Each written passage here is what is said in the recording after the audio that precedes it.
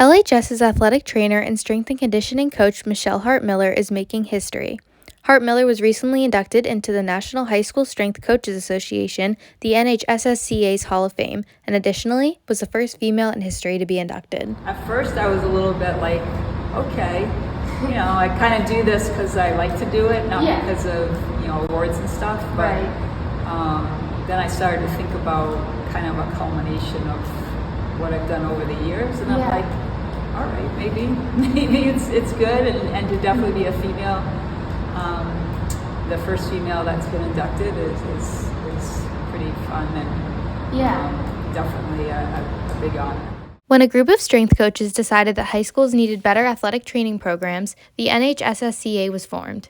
It is a national high school strength and conditioning association and was founded in 2016. So the whole idea was to form this national group, get high school coaches to become members, and there's actually quite a few coaches that even work at the pro levels that are involved in our association. Oh wow, okay. And kind of step up the game for high school strength and conditioning. So, that's awesome. Several years before the NHSSCA was formed, Hart-Miller had been in contact with one of the founding strength coaches who had shared ideas about creating the association. I've been involved since the beginning and seen it grow and grow and grow. Oh, that's awesome. And the good thing is seeing more, definitely since from when I started, there's way more like female strength and conditioning coaches that are now members and that I can connect with and that's really cool. Share experiences. Hart-Miller began her career as the athletic trainer at LHS during the 93-94 school year.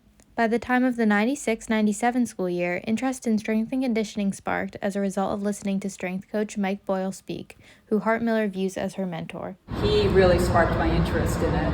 And then I went to a couple more clinics with some other strength coaches, and actually went to our football coach at the time, Tom Sawyer, and was really nervous about it because, long-time football coach and a little hard-headed sometimes, typical kind of football coach maybe.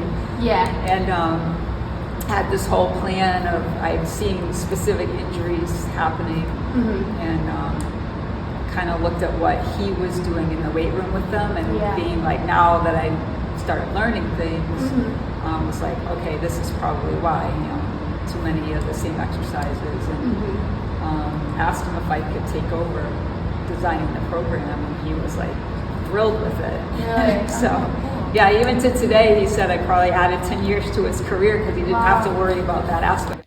When Hart-Miller began designing the program, the number of athletes participating was pretty small, but over the years, the program got bigger and bigger and took on a new life. A funny story too, in the summer times, Ryan Griffin, even though he went to New Hampton Prep for his first 3 years, actually would come in the summers and train as well. So it's kind of awesome to maintain that connection with him, and now seeing him all the way into the NFL and things like that. So, that's awesome. To see where athletic training in high school can lead students is one of Hart-Miller's favorite aspects of the job. It's about the athletes. I learn what I need to learn, or I continue to learn what things may work best for our particular setting, and consistently review and change and review again, and then make changes, and it evolves every year. They like to say in the strength and conditioning community, if you're doing the same thing year after year, then you're not really growing. So I'm not afraid to try new things. If it doesn't work, I take it out, put something different back in. But being able to watch kids, if they have dreams of playing in college, go off into that. Or even, the emails, I've gotten several emails from kids that didn't go into college but have continued to lead healthy lifestyles after they've left. And I'll get occasionally an email saying, really taught me well, and now I can teach other people. Hart-Miller was drawn back to LHS to begin her career with the experience of having been a previous student. She has been at LHS since 1980, minus her college years.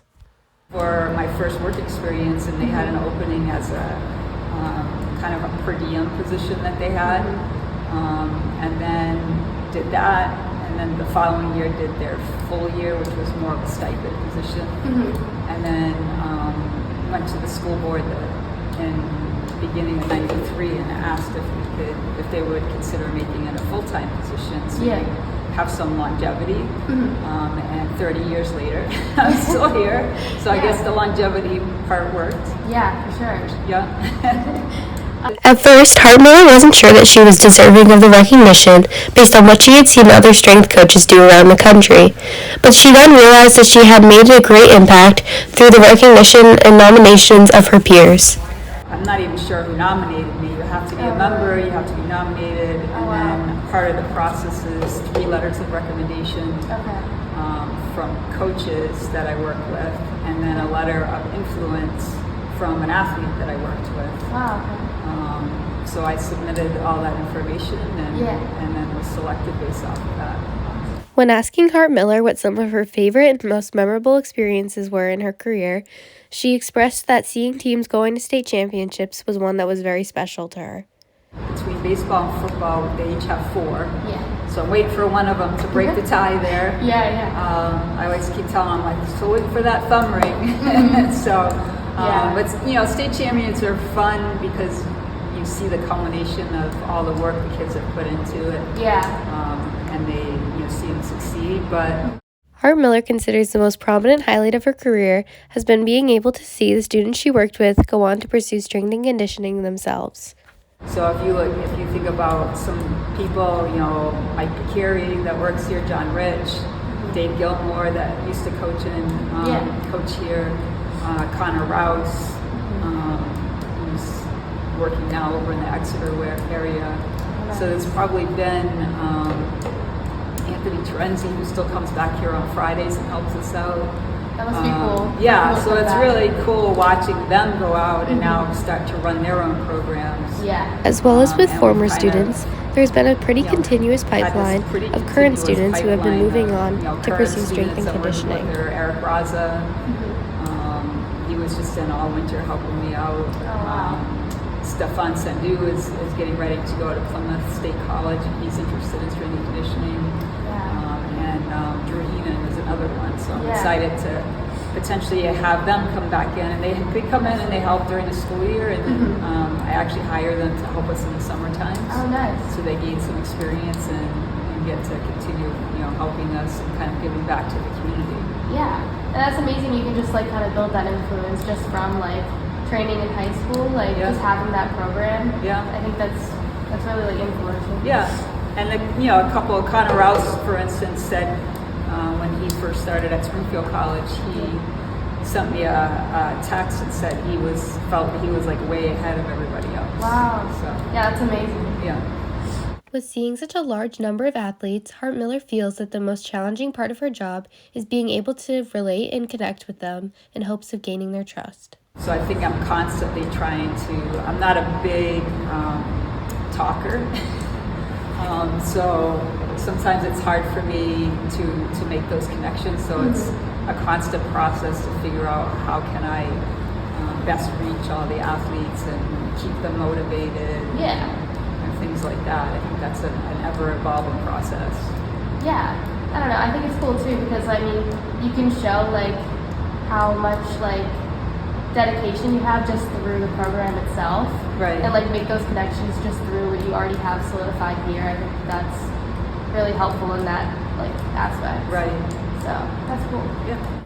While Hart-Miller wraps up her reflection on her career, she offers a few words of gratitude to the people who have supported her thus far. And I love doing the job, and I love being here, and I'm always very thankful of the support I get from, we talk about, football, for instance, as a program. So we have community involvement, parent involvement, involvement with the athletes, the coaches, the administrators, and you kind of, to really have a successful program, you need to have all those components in place.